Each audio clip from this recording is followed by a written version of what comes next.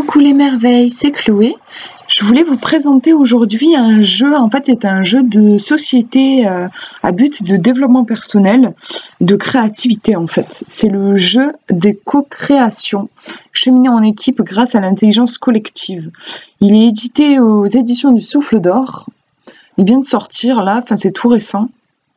Je l'ai attendu avec impatience parce que je suis très intéressée par les jeux de société comme ça, de développement perso où on va travailler ensemble pour arriver à quelque chose. Je trouve ça super puissant en fait, l'énergie du groupe.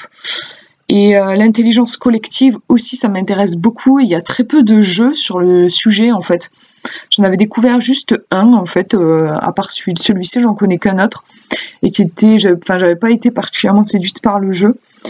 Donc j'attendais celui-ci avec impatience et franchement, je suis vraiment pas déçue. Voici les auteurs, je les mets à la caméra parce que j'aime pas écorcher les noms. Je les mettrai dans la description. Je vais vous lire le résumé. Alors, le jeu des co-créations est un jeu de coopération pour s'amuser avec les techniques de l'intelligence collective et avancer ensemble vers la réalisation d'un projet. Ce jeu vous fait vivre à la fois les techniques de créativité les plus utilisées, comme les chapeaux de Bono, les 100 mots de Kent et Rozanoff, et la méthode québécoise plébiscitée dans les organisations collaboratives, le co-développement. Il allie pragmatisme et créativité. Les joueurs cheminent sur l'un des deux chemins au gré de leurs envies et projets. Oui, c'est ça qui est sympa, en fait, c'est qu'on a un 2 en 1. En fait, ce jeu, vous avez deux façons de l'utiliser différentes. Vous pouvez l'utiliser, il est à l'envers. J'adore, je sais pas pourquoi, toujours il faut que je mette les couvercles à l'envers. Donc ouais, vous avez en fait deux chemins possibles. Vous pouvez l'utiliser en mode co-création ou en mode speed créa. Speed créa, ça va être vous allez vraiment utiliser des techniques de créativité. Ils nous disent tous ensemble au service de votre projet fictif ou réel, vivre sur une autre planète par exemple, comme co-construire une association idéale. Votre devise est un pour tous, car vous co-créez le chemin vers un projet commun. Vous goûterez au plaisir de la créativité partagée, source de fou rire et d'éclairs d'inventivité. Vous vous surprendrez vous-même par les percées inattendues. Et le speed créa est un petit peu plus court à faire, ça fait 45 minutes pour 3 à 12 joueurs. Bon, sachant qu'on peut aussi, moi je l'ai fait avec mon copain, on n'était que deux et on a quand même pu en profiter aussi. Après c'est vrai que quand même l'idée c'est d'être en groupe, c'est mieux qu'en duo. Et sinon, le chemin des co-créations, faites équipe au service d'un camarade de turlupin, c'est trop mignon. Ouais. Celui qui a un souci, on l'appelle le turlupin. C'est trop chou. Votre devise est tous pour un, car vous l'accompagnez dans la joie et la créativité, l'écoute et le questionnement pour avancer vers son objectif. J'ai trouvé le chemin des co-créations particulièrement puissant. Moi, j'avoue, j'ai un faible pour ce chemin-là. Je trouvais qu'il était puissant. Hein. Qui avait un côté même un peu thérapeutique. Les coéquipiers s'orientent, guidés par la boussole des accords, avec dans leur paquetage les cartes enquête, imagine, reflet, mégaphore et Nelson, jusqu'au sommet ensoleillé. Donc là, c'est une partie un peu plus longue qui dure à peu près 1 heure, de 3 à 9 joueurs. Et il est vendu au prix de 35 € ce jeu. Donc, je vous montre un petit peu l'intérieur de la boîte. Alors, on a un petit tapis de jeu.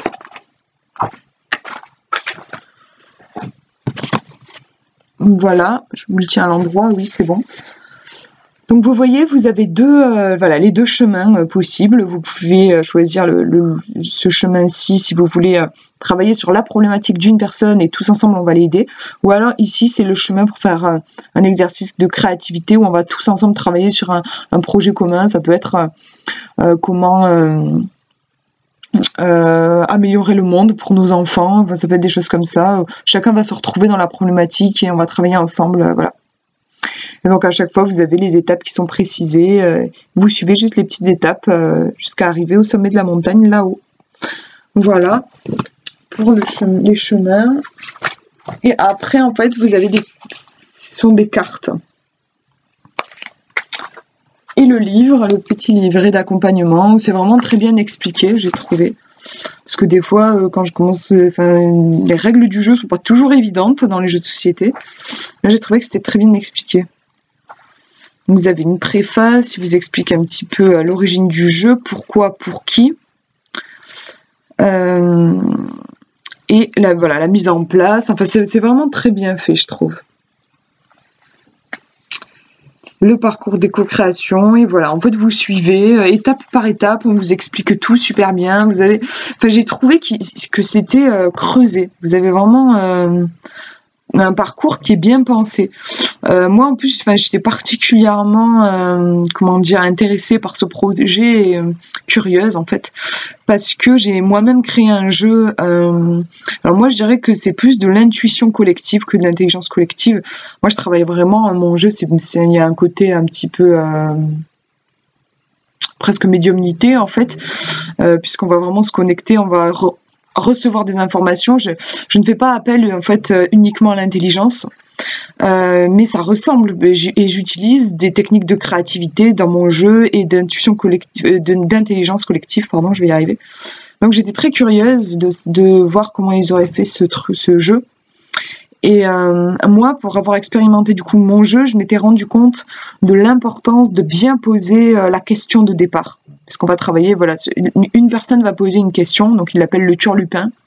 Je crois que la question, c'est, ils appellent ça la turlupine, c'est trop mignon, je trouve. Et voilà, et je m'étais rendu compte de l'importance de poser la bonne question, comme en tirage, comme quand on fait un tirage en fait. Et que c'était pas évident. Et moi, il m'est arrivé de faire, je testais mes séances, et j'avais fait une séance où juste une personne posait sa question. Et c'était pas génial. Je trouvais qu'on n'avait pas réussi à aller profond, et je me suis rendu compte que c'était pas les jeux qui étaient à remettre en question, les petits jeux auxquels on avait joué, mais la question qui n'était pas bien posée. Et je suis super, enfin je trouve ça super, parce que dans ce livre, ils prennent ça en compte. Et vraiment, ils vont, en fait, vous allez avoir toute une partie où le turlupin, donc, va être emmené à creuser sa question pour vraiment en fait il va poser une question de départ, puis il va être emmené à la creuser, et ensuite il va faire une petite mise à jour et revoir et vraiment poser cette question après avoir réfléchi. Je trouve que c'est super important et j'ai vachement apprécié ça, notamment dans ce jeu. Après voilà, il y a des trucs sympas. À un moment, il vous rappelle les 4 accords Toltec, voilà, pour en guise de règles en fait pendant le jeu. Vous avez aussi, j'ai trouvé super sympa, il faut que je vous montre, une météo de l'émotion à faire au début de la partie. Super, je trouve aussi. C'est super important pour se déposer un petit peu dans le jeu. Je vais vous montrer parce qu'elles sont mignonnes en plus, je trouve, les cartes de météo.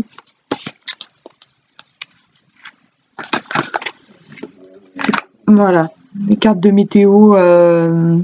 Quel temps fait-il à l'intérieur de moi? Voilà, comment est-ce que je me sens? Et puis vous êtes emmené voilà, à choisir une carte et à en discuter avec les gens, à expliquer pourquoi vous avez choisi cette carte. Et c'est hyper intéressant parce qu'en fait, ça vous donne déjà la directive par rapport à la question à poser. Par exemple, je sais pas trop quelle question poser, puis en météo de l'émotion, je choisis voilà, cette carte-là. Et je dis ouais, j'explique du coup aux gens, je dis ouais, je sais pas, je l'ai choisi parce que je me sens comme torturée de l'intérieur. Il y a quelque chose qui bouge à l'intérieur de moi, comme si j'avais une tornade dans l'estomac. Je me sens apeurée parce qu'en fait, bon là, j'invente, hein, mais par exemple, voilà, parce qu'en fait, j'ai un examen demain. Je dois passer un examen et je me rends compte que je suis pleine de doutes. C'est vachement c'est quelque chose de très inquiétant pour moi. J'ai l'impression que je vais pas dormir de la nuit. En fait, je suis en panique. Et en fait, du coup, vous voyez, en partant de ce constat, on peut demander ensuite, bah, du coup, de quoi est-ce que vous auriez besoin? Donc moi, là, de quoi est-ce que j'aurais besoin? Par exemple, ouais, bah, en fait, j'aurais besoin de retrouver de la paix par rapport à cette situation, par rapport à cette épreuve.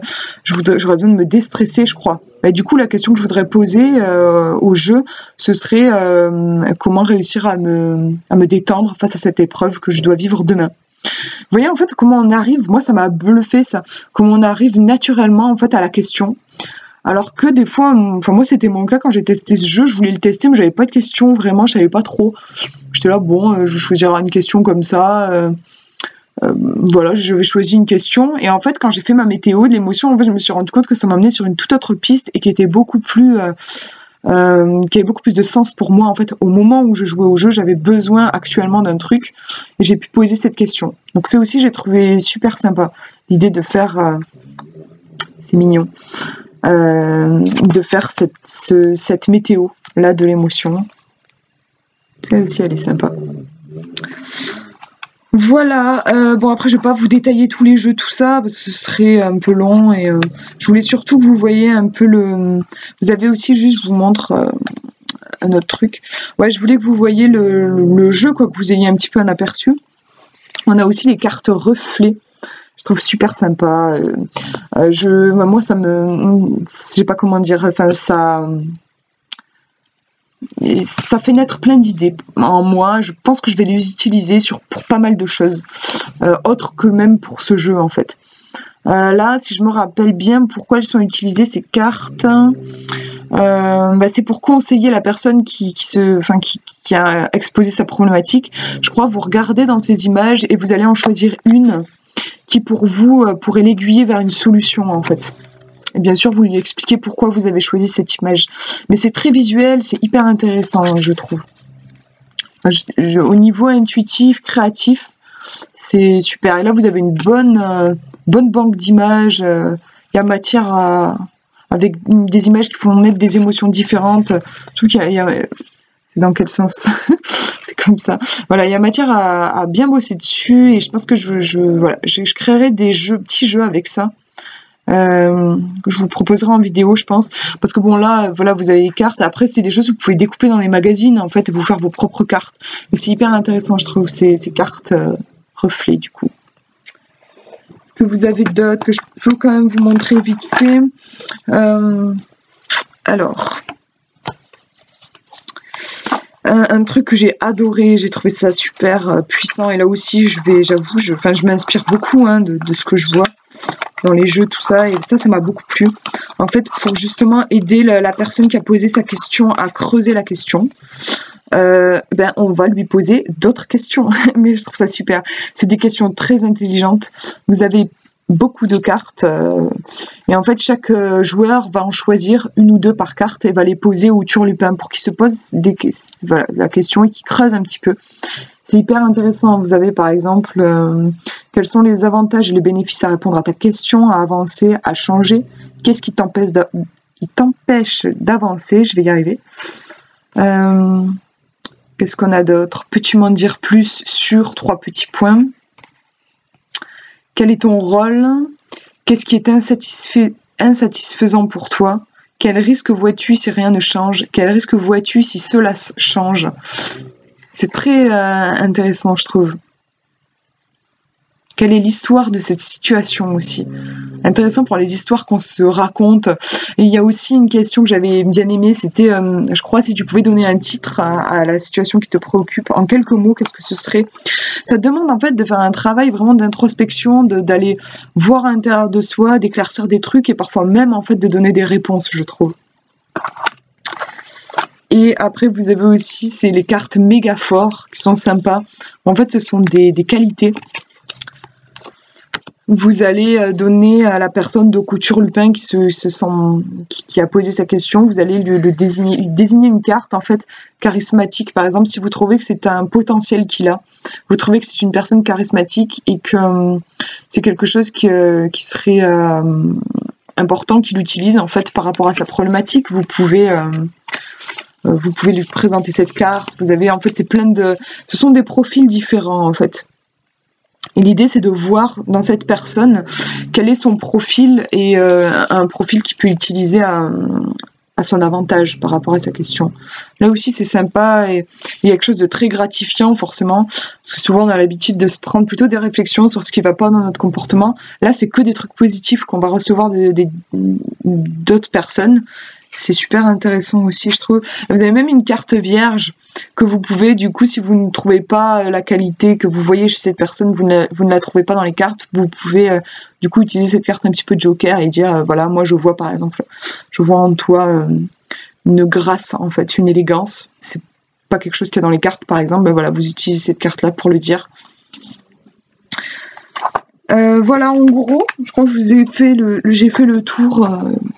pour vous voyez un petit peu, enfin je trouve que c'est super intéressant. En fait, moi de mon côté, j'ai vraiment travaillé pourquoi pas, enfin voilà, utiliser des outils moi dans mes accompagnements et nourrir aussi mon jeu d'intuition collective. En tout cas, c'est un super jeu si vous voulez, si vous êtes passionné comme moi en fait par le développement personnel, si vous avez envie de vous amuser avec des amis et en même temps que ce soit un peu constructif, enfin d'être dans le partage vraiment. Bah, c'est un jeu que je vous conseille. Il est super. En plus, il est pas très gros. Je m'attendais aussi à. C'est vrai que c'est pas super pratique des fois les jeux de société qui sont super grands quand on est dans un petit appart. C'est pas idéal.